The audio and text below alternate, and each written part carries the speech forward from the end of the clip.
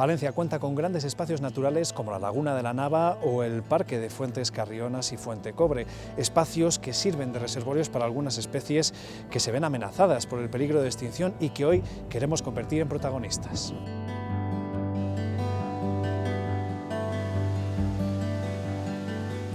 Vamos a hablar de especies como el lobo o el oso, que estuvieron a punto de desaparecer de nuestro territorio, pero cuyo futuro parece ahora más esperanzador gracias a las políticas de protección.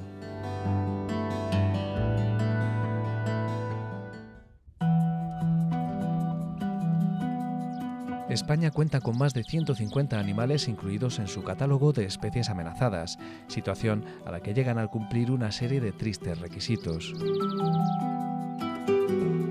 La tendencia de la población en los últimos años sea descendiente, que esté en declive, que el tamaño de la población sea muy pequeño y que las características genéticas, la variabilidad genética de esa población, si es que se conoce, pueda suponer o prever algunos problemas de conservación. Lo que pasa es que el tamaño de las poblaciones para que una especie sea amenazada o no depende de si es un ave, un mamífero, un gran carnívoro, una rapaz, etc.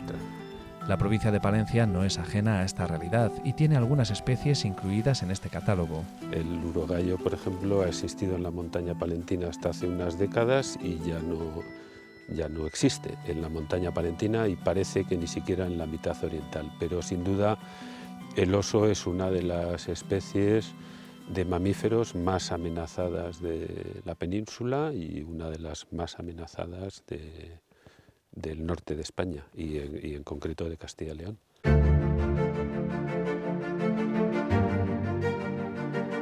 Actualmente la población de osos en nuestro país apenas supera los 200 ejemplares. Se calcula que en torno a una décima parte habita de forma más o menos habitual en el Parque Natural de Fuentes Carrionas y Fuente Cobre, unos vecinos de la montaña palentina que tienen sus propios usos y costumbres. Los osos son grandes carnívoros peculiares porque se alimentan en gran medida de vegetales y de fruta. Esa es la primera particularidad de los osos pardos y de otras especies de osos también. Sin embargo, necesitan aproximadamente un 20% de su dieta que esté compuesta de proteína animal. Puede ser carroñas, carne, ungulados que cacen silvestres, a veces ganado doméstico, insectos, hormigas, abejas, larvas de avispas, etc., ¿no? Y luego el resto de la dieta es de una variedad asombrosa, tanto de herbáceas como de frutos carnosos, de ericáceas, arándanos, prunus, escuernacabras y frutos de fagáceas en el otoño, de roble, de haya, de castañas, de encina, etc. Su ciclo vital está condicionado por el proceso de hibernación. En nuestras latitudes, que son las más meridionales actualmente del área de distribución de los osos, no tiene por qué ser mucho tiempo, puede ser un mes, 2, 3, depende de los años, depende del estado físico del ejemplar. Y obligatoriamente las hembras que van a parir sí pasan el invierno en una osera y emergen de las oseras generalmente en la cordillera cantábrica en el mes de abril, hacia mediados o finales de abril o primeros de mayo, con las crías pequeñas. Una particularidad es que las crías dependen de su madre, exclusivamente de su madre, por un periodo muy prolongado de tiempo, que suele ser al menos 1 año y medio, pueden ser 2 años y medio, pero al menos 1 año y medio. Son polígamos, tanto los machos como las hembras procuran aparearse con la mayor cantidad posible de individuos del otro sexo. En el caso de los machos, para rentabilizar su inversión reproductiva. En el caso de las hembras también, pero en gran parte por confundir la paternidad de posibles candidatos a futuros infanticidios sexuales, que es una característica de algunas especies de vertebrados, ocurre en aves, ocurre en algunos carnívoros, en primates. Parece que una de las estrategias de las hembras para evitar los infanticidios es copular con la mayor cantidad de machos posibles, de forma que el macho en la temporada siguiente conozca a esa hembra y ante la duda de que sus crías pueden ser suyas no les haga nada. Este plantígrado se encuentra seriamente amenazado por diversos motivos, aunque es evidente que el hombre no ha sido su mejor aliado. Hasta los años 60, de hecho, fue especie cinegética en nuestro país, aunque las cosas han cambiado desde entonces. Desde el año 73 en España es una especie protegida. Y a partir de principios de los años 80, las comunidades autónomas, el Ministerio de Medio Ambiente, el antiguo Ministerio, el ICONA, empiezan a financiar o encargar algunos trabajos de demografía. Digamos, los primeros censos se llevan a cabo a principios de los 80. Los biólogos y las instituciones de conservación y de gestión del medio natural se dan cuenta de que la situación es dramática. Quizá de en torno a un centenar de osos aproximadamente. Y esa situación con altibajos se mantiene hasta aproximadamente mediados de la década de los 90, es decir, desde principios de los 70 hasta mediados de los 90, podríamos decir que la población cantábrica de osos está a punto de desaparecer varias veces, con un número de ejemplares bajísimo, menos de 100 ejemplares, con dos poblaciones separadas, aisladas entre sí, una en la mitad occidental y la otra en la mitad oriental. Según los trabajos de genética de los últimos años, esa separación viene desde principios del siglo XX, o sea que varias generaciones de aislamiento, lo que supuso además que las características genéticas de la población y en particular de la mitad oriental fueran extraordinariamente delicadas, quizá a punto de entrar en un problema de depresión por endogamia. Es entonces cuando saltan todas las alarmas y se toma conciencia de la necesidad de actuar contra un problema que va más allá de la supervivencia de una única especie, pudiendo afectar al equilibrio medioambiental de la zona. El oso es una especie catalogada en peligro de extinción. A nivel regional, en Castilla y León, igual que en otras comunidades, tiene un plan de recuperación que es el que marca un poco los trabajos y las líneas que tenemos que seguir para proteger a la especie. En los años 60 todavía se cazaron osos en España legalmente, a mediados de los 60. Han estado en declive durante siglos, podríamos decir, precisamente por persecución directa. Los grandes carnívoros no están adaptados a sufrir altas tasas de mortalidad. Afortunadamente, en el caso de los osos, a partir de los años 70, 80 y 90, ha habido algunos esfuerzos de conservación. Básicamente se trabaja pues, a varios niveles. Por un lado, a nivel regulación y protección, la propia declaración del parque natural fue una consecuencia del plan de recuperación del oso porque estaba contemplado la protección del territorio. Se hace a otro nivel un seguimiento constante de la especie. Para proteger una especie hay que saber su estado de conservación, sus niveles poblacionales. Entonces hay un seguimiento desde hace más de 30 años de las poblaciones oseras en la montaña palentina. Y luego finalmente, aparte de la vigilancia que hacen los agentes medioambientales, también se hacen trabajos de gestión del hábitat o trabajos de gestión directa de la especie relacionados con los objetivos que marca el plan de recuperación.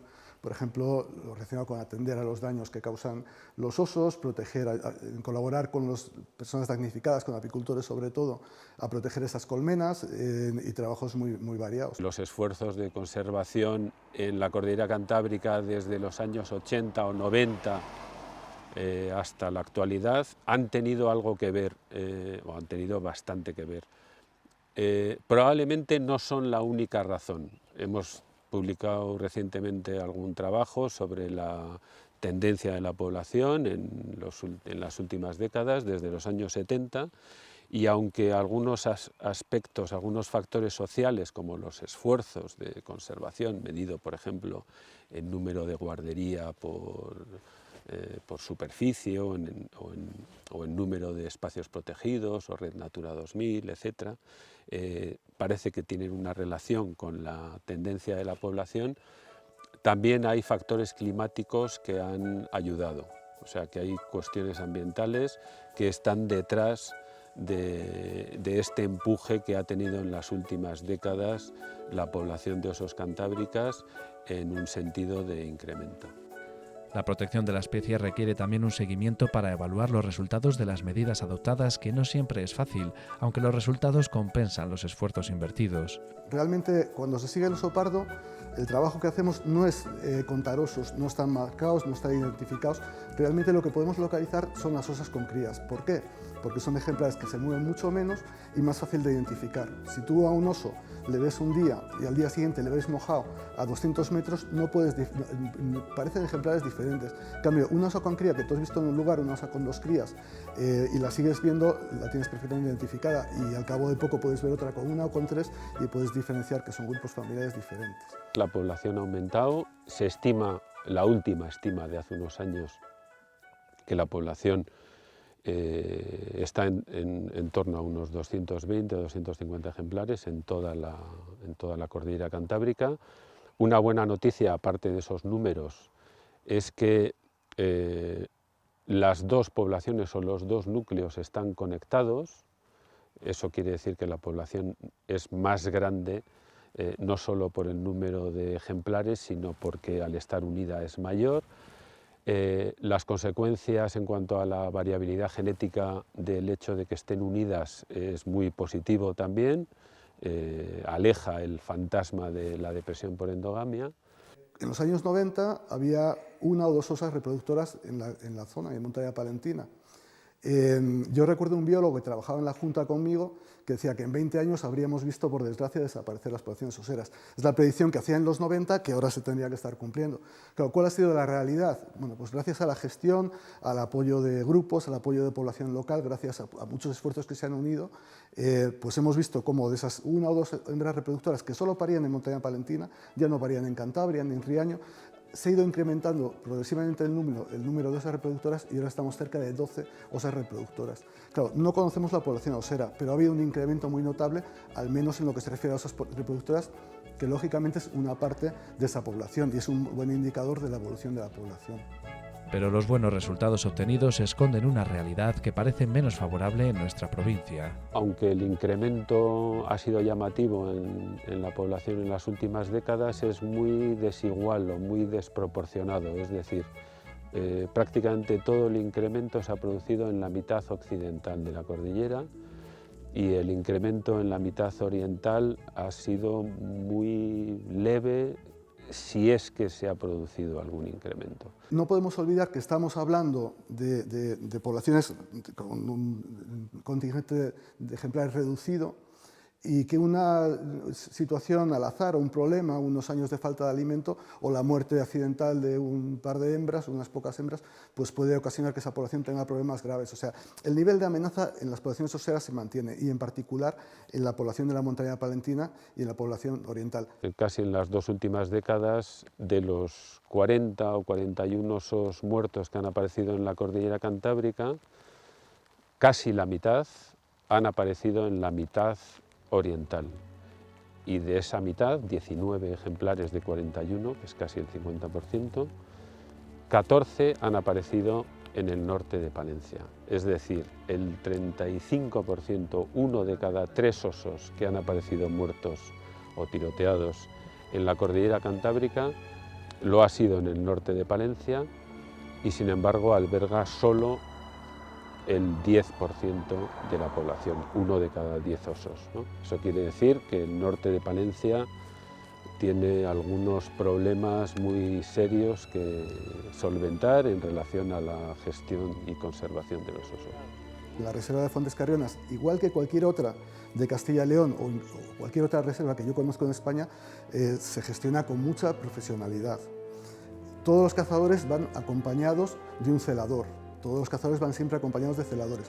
En las reservas se establecen restricciones, desde el punto de vista del oso, y no se deja cazar jamás cuando se tiene constancia de la presencia de una osa con crías en esas manchas. Y hay determinadas manchas que no se cazan nunca, que no se hacen cacerías colectivas de jabalí por el riesgo de confusión entre jabalíes y osos, que es un riesgo que existe. Los ejemplares que se han encontrado muertos, en un porcentaje muy alto de los casos, se de los propios celadores o agentes de la Junta los que los han localizado, y a partir de ahí, en colaboración con la Guardia Civil, porque inmediatamente llamamos a la Guardia Civil, porque en estos casos puede haber tipos penales, si ha habido un disparo, ha habido un veneno, trabajamos en colaboración con el SEPRONA. En los últimos 35 años yo tengo identificados 11 casos de localización de ejemplares muertos, de osos muertos. ¿Por qué aparecen osos muertos en Montaña Palentina? Hombre, los osos, lógicamente, si hay, pues pueden aparecer muertos en cualquier sitio.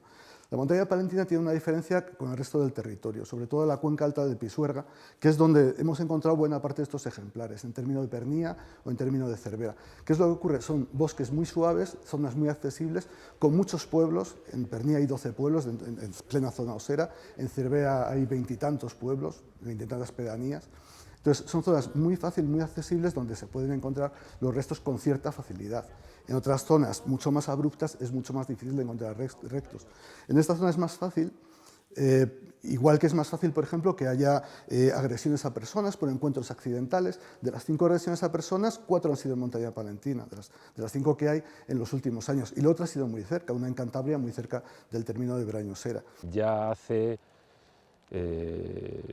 10 años casi, una serie de entidades conservacionistas pidieron a la Junta medidas para solventar este problema.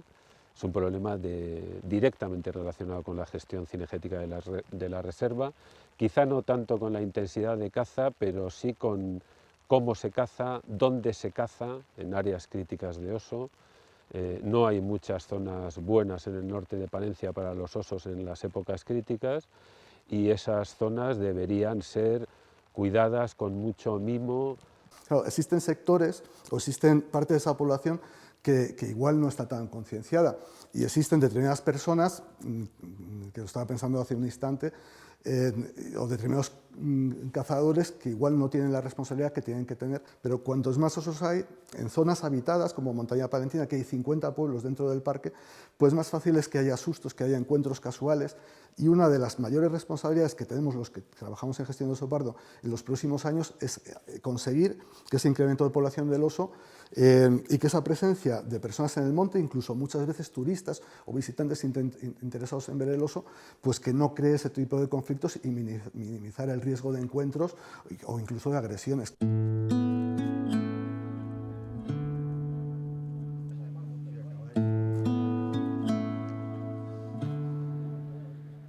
El oso pardo no es el único habitante de la montaña palentina que se encuentra en el catálogo de especies amenazadas, aunque sí el más grande, lo que incrementa su visibilidad en la sociedad. Justo lo contrario que le ocurre al mundo de los coleópteros, con algunos ejemplos de especies amenazadas en nuestra provincia. Encontramos, por ejemplo, algunas, como puede ser el caso de la mariposa hormiguera oscura, que es uno de esos 2 especies de vertebrados que se encuentran catalogados, en este caso con la categoría de vulnerable, que no es que la tengamos distribuida en la mitad norte de la provincia, no en la mitad norte, en el tercio norte provincial, sino que Palencia aglutina, acoge probablemente más del 50% de su población, de sus colonias dentro de toda la península ibérica. Esta especie de invertebrado tiene una serie de características que le hacen peculiar. Tienen, como otras especies de mariposas de esta familia, tienen un comportamiento muy característico que se llama mirmecofilia, que es decir, que para su desarrollo dependen o necesitan del apoyo, de la ayuda de las hormigas, que son las que terminan o las ayudan durante la crianza de las orugas. Esto es una relación bastante compleja, en muchos casos de simbiosis, es decir, se produce un beneficio mutuo para ambas especies, pero en el caso de las hormigueras lo que sucede es que después de que las orugas se dejan caer al suelo, son recogidas por unas hormigas de un determinado género que las llevan a su hormiguero, pero lo que hacen las larvas de mariposa es alimentarse directamente de las puestas y de los larvas de las hormigas, es decir, es una predación, es una mariposa que en realidad es un animal carnívoro, por muy raro que nos pueda, por muy extraño que nos pueda parecer.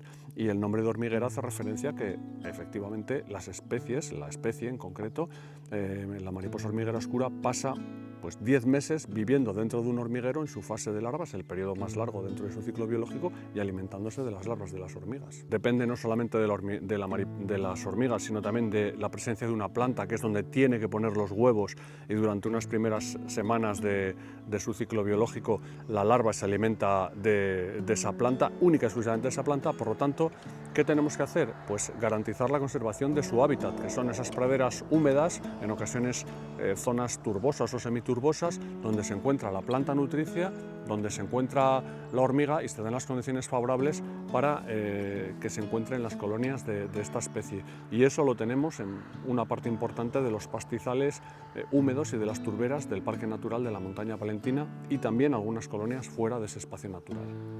Hoy en día aún se desconoce mucho sobre la mariposa hormiguera oscura. El principal factor de amenaza es el desconocimiento que tenemos del estado de conservación de sus poblaciones y de la propia existencia de sus poblaciones. Es decir, cuando nosotros empezamos hace 6-8 años a estudiar la hormiguera oscura en Palencia, había una sola cita de una colonia lindando con León. Nosotros encontramos 30 y tantas colonias en apenas 2 años y vimos que Palencia es la provincia más importante en cuanto al área de distribución de esta especie. Entonces, ese es el primer paso, saber dónde están, y a partir de ahí identificar cuáles son los problemas y poner las soluciones o implementar las medidas de gestión, que a veces no hay que hacer nada, no hay que invertir dinero, simplemente saber dónde están y garantizar que esos hábitats se van a mantener tal cual se encuentran en estos momentos.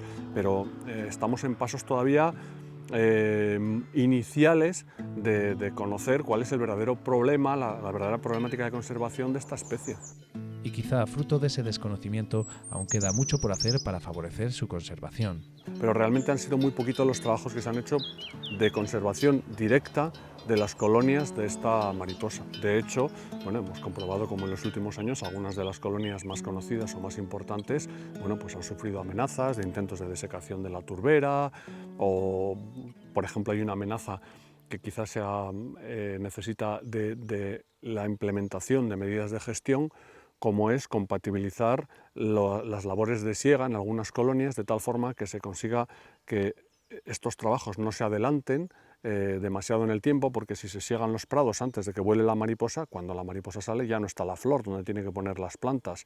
O también puede ser una buena solución conseguir dejar pequeñas franjas, pequeños parches de vegetación sin segar. Lógicamente, estas medidas tienen que ir acompañadas de unas medidas compensatorias a esos ganaderos que colaboran en esas acciones. Nosotros hicimos un proyecto piloto que resultó bastante exitoso, y quizás ese sea el camino de una de las medidas que se pueden adoptar y que de hecho ya han sido puestas en marcha en otros países.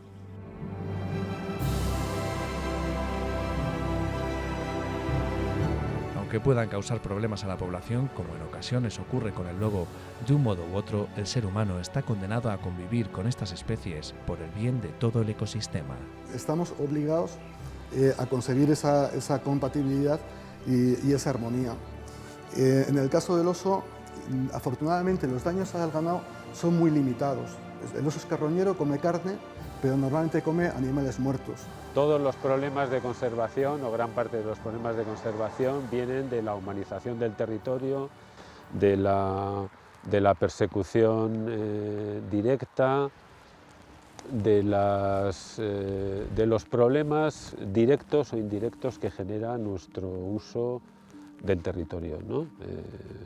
Efectivamente, en España o en Castilla y León hay menos gente que en algunas zonas del centro de Europa, o que en Dinamarca o que en Luxemburgo, pero para la conservación de especies sensibles o amenazadas o que necesitan grandes espacios vitales con poca humanización, ese va a ser siempre el problema, ¿no? Es el problema de los gallos, el problema de los linces, el problema de los osos, el problema de algunas grandes rapaces, el problema de los lobos también.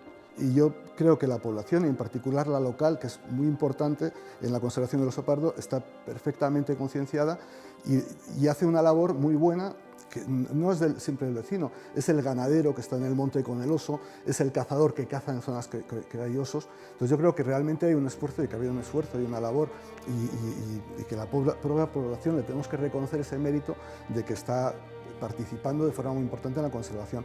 En este sentido, los espacios protegidos Tanto los parques naturales o los parques nacionales como la Red Natura 2000 son herramientas interesantes y yo diría que imprescindibles. No podemos renunciar a mantener esos espacios o incluso a incrementar su superficie.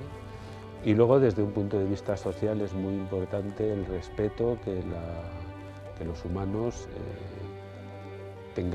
hagamos de nuestra relación con la naturaleza.